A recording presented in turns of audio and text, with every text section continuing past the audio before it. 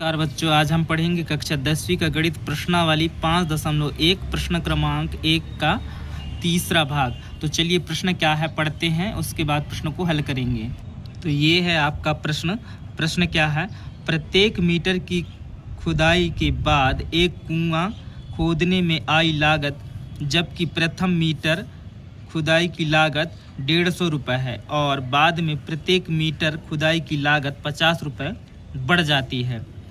तो इस प्रश्न को हमें सबसे पहले क्या करना है, हल करके ये बताना है कि क्या यह एक समांतर श्रेणी है या नहीं है, और उसके बाद इसका प्रथम पद और सर्वांतर ज्ञात करना है।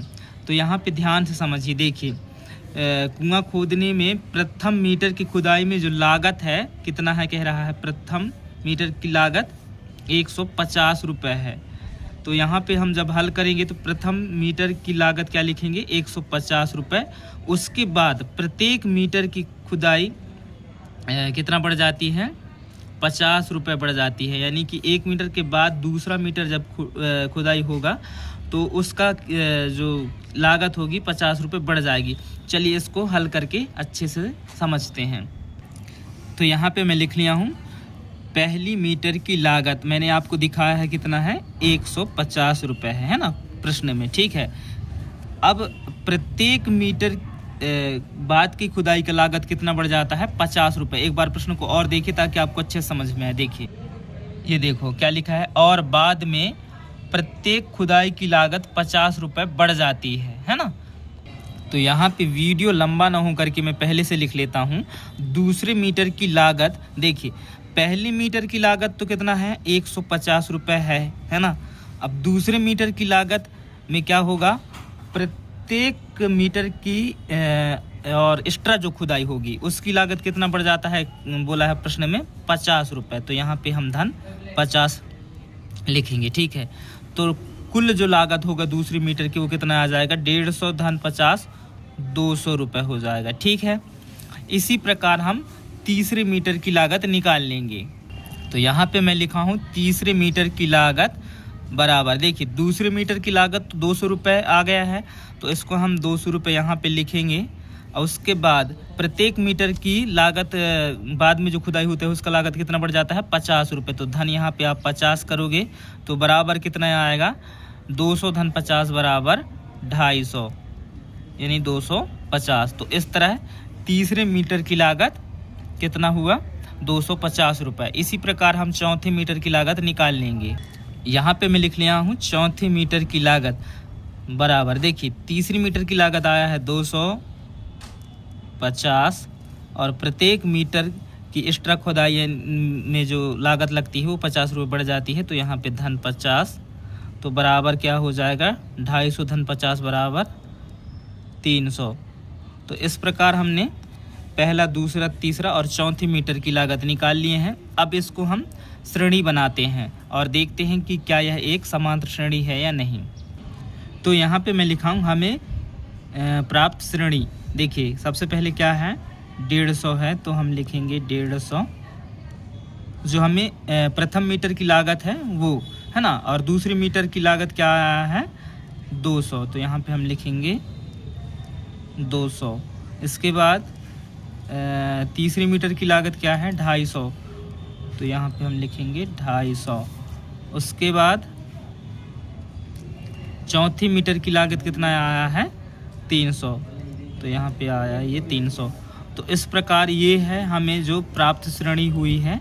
अब यहाँ से हमें ज्ञात करना है कि क्या यह एक समांतर श्रेणी है या नहीं है।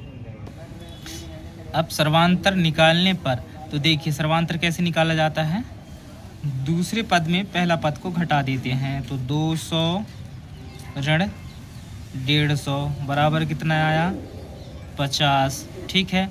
उसके बाद ये दूसरे पद कहला गया, पहला पद कहला गया। तो यहाँ पे 250 में हम 200 घटा देंगे तो बराबर कितना आया, 50। इसी प्रकार यहाँ पे हम 300 में 300 ऋण, ये ऋण है बराबर नहीं है, 300 में हम 250 घटा देंगे तो बराबर कितना आ रहा है, 50। यहाँ पे आप देख सकते हैं हर बार अंतर 50 आ रहा है, इसलिए यह समांतर श्रेणी है। तो यहाँ पे हम लिखेंगे, देखिए यहाँ पे मैं लिख लिया हूँ, हर बार अंतर 50 आ रहा है, अतः यह क्या है, समांतर श्रेणी है, AP है, AP है। क्योंकि यहाँ पे देख सकते हो ये जो हमें प्राप्त श्रेणी है, उन श्रेणी में जब हम सर्वांतर निकाले हैं तो सभी का अंतर कितना आ रहा है, 50 आ रहा है, इसलिए क्या है, AP है। तो इसका जो प्रथम पद है, प्रथम पद यानी A से प्रदर्शित करते हैं, वो क्या है आपका 150 है। और सर्वांतर जो D से प्रदर्शित करते हैं, तो सर्वांतर बराबर होता है दूसरा पद ऋण प्रथम पद। तो बराबर क्या होगा, दूसरा पद इसका क्या है, देख सकते हैं आप 200 है। तो यहाँ पे आप लिखोगे कितना, दूसरा पद के स्थान में 200 ऋण प्रथम पद, तो प्रथम पद इसका कितना है 150। तो यहाँ पे हम लिखेंगे 150। तो दूसरे पद में प्रथम पद घटा दिए तो बराबर कितना आ गया, 200 में 150 घटाए तो 50 आ गया। तो इस तरह से ये है आपका क्या कहते हैं, सर्वांतर, और ये है आपका प्रथम पद। और ये जो प्रश्न आपने हल किए हैं, ये आपका प्रश्न क्या है, समांतर श्रेणी है। तो उम्मीद कर रहा हूँ फ्रेंड्स कि आप लोगों को यह वीडियो समझ में अच्छे से आया होगा। अगर चैनल पे नए हो तो सब्सक्राइब ज़रूर करें और अपने दोस्तों के पास वीडियो को शेयर करें। Thank you so much.